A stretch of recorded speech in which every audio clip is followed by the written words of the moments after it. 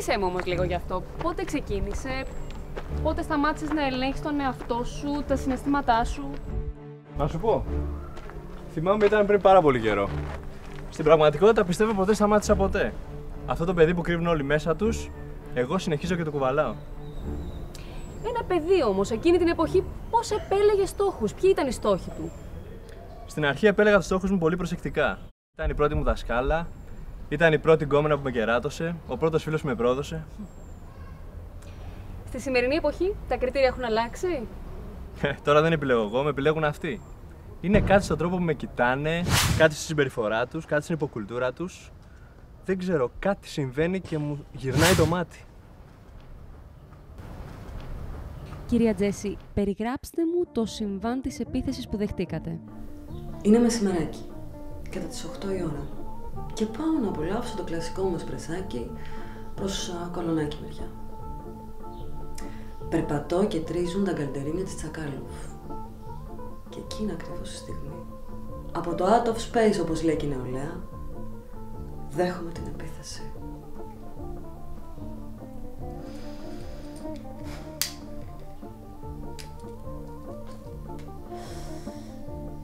Ξεφτύλα. Τι να σου πρωτοπώ? Για το ματωμένο πέδιλο? Για το φόρεμα που βάφτηκε κόκκινο?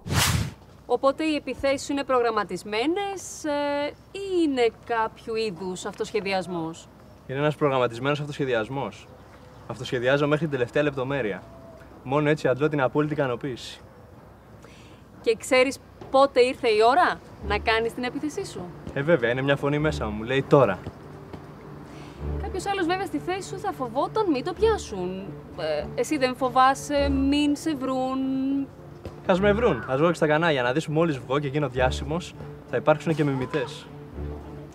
Η αλήθεια είναι ότι πάρα πολλοί κόσμος θα ήθελε να κάνει αυτό που κάνεις εσύ, αλλά... Όπως τότε, στο γήπεδο. Θυμάσαι που ξεσήκωσα όλο τον κόσμο. Κύριε Πολυκάκο, μιλήστε μου για το μεγάλο ντέρμπι. Κοιτάξτε να δείτε. Σίγουρα αυτά είναι μέσα στο επάγγελμα. Κάποιοι πιστεύουν πως ο διαιτητής πρέπει να περνάει απαρατήρητος. Εγώ διαφωνώ. Γι' αυτό άλλωστε λένε ότι ο διαιτητής είναι ο άρχον του αγώνα. Εγώ ό,τι βλέπω το σφυρίζω. Και άμα χρειαστεί για να έχω τον έλεγχο του αγώνα, μπορώ να δώσω και 5 κόκκινες κάρτες. Αυτή τη φορά όμως χάσατε τον έλεγχο. Όχι. Το μάτς έληξε κανονικά. Απλά καθώς κατευθυνόμουν προς τη Φυσούνα, μου επιτέθηκε ένας αναγκέφαλος. Και τότε όλοι στράφηκαν εναντίον μου. Οι οπαδοί, οι δημοσιογράφοι, τα κανάλια. Άδικα. Πες μου όμως λίγο κάτι. Τι ικανοποίηση μπορεί να παίρνεις από μια τέτοια πράξη, ώστε να σε οθεί να την επαναλαμβάνεις χωρίς ειδικούς φραγμούς? Είναι η Δονή. Είναι εκείνη η στιγμή που σκάει στα μούτρα του άλλου, είναι αυτή η βοή γύρω μου, είναι αυτή η απορία στο πρόσωπό του, είναι ένα είδος τέχνης, ένα είδος δημιουργίας, ξαναγεννιέμαι.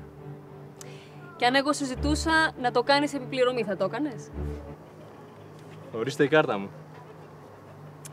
Τελικά είσαι πολύ οργανωμένος. Όμως ο κόσμος σε ξέρει ήδη από την τελευταία σου επίθεση, κυρίως εναντίον του Δημάρχου, του Δημήτρη του Βασιλάκη. Ήταν μια από τις καλές μου στιγμές. Δήμαρχε, μία δήλωση για την απόφαση των δικαστηρίων. Τα έργα υποδομής γίνονται προς όφελος του τόπου. Έχουμε ένα όραμα, έχουμε ένα χρονοδιάγραμμα, έχουμε δεσμεύσεις απέναντι στους δημότες ότι θα τα ολοκληρώσουμε. Έχουμε δεσμεύσεις με τους εργολάβους που έχουμε συμφωνίες. Υπάρχουν θέσεις εργασίας που δεν πρέπει να χαθούν. Δεν απαντούμε τίποτα άλλο. Τις κατηγορίες θα τις καταρρίψουμε στις δικαστικές αίθουσες. Όχι ρε φίλε, όχι, πάμε. Φύγατε. Πάμε, γάμο το χέρι. Πάμε. Μάρκο, παιδιά, έφυγε. Μέσα. Κυρίες και κύριοι, με αυτή την ντομάτα επιτέθηκε σήμερα ένας άνανδρος στο Δήμαρχο την ώρα που έκανε δηλώσεις για ένα καυτό θέμα. Πάντως, θα πρέπει να σ' αρέσουν πολύ ντομάτες, έτσι. Πρέπει να τρως αρκετές. Καθόλου, τη συχαίνομαι.